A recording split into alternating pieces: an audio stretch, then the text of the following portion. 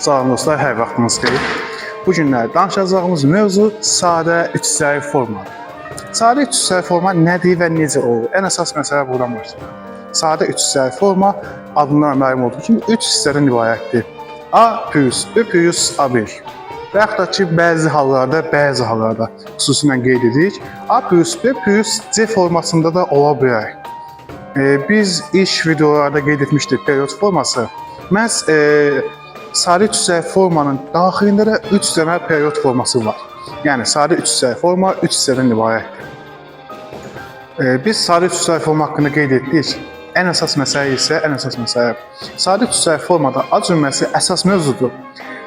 Və B cümləsi köməkçi xarakteri daşıyır. Eyni zamanda A1 isə A-nın təkrarı və təkrar olmuş qədər, müəyyən qədər dəyişdirilmiş formada istifadə olunur. Biz hər zaman forma və üslub haqqında hər zaman qeyd edirik.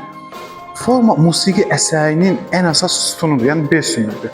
Forma olmasa heç zaman musiqidə normal bir standartlar olmaz. Ən əsas məsələ budur. Sadə üç hissəli formada A plus B plus A1 qeyd etdik. A cümləsi epizod, yəni əsas mövzu olmalıdır, əsas mövzu. B baxa bilər ki, işləmə və yaxud da ziddiyyət daşımalıdır. Misal üçün, A qəhrəmanı mövzudursa, B lirik, həzin, şən musiqi ola bilər. Amma hər zaman kontrastat, yəni ziddiyyət daşımalıdır bir-birinə.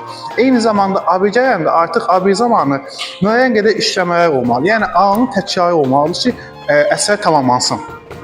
Sadə üç hissəli forma əsasən xalq mahnılarında, bəyanatlarda, rəqslərdə, təsniflərdə və həmçinin bəstəkar mahnılarında, pyeslərdə məhz özünü göstərən gözəl bir formadır.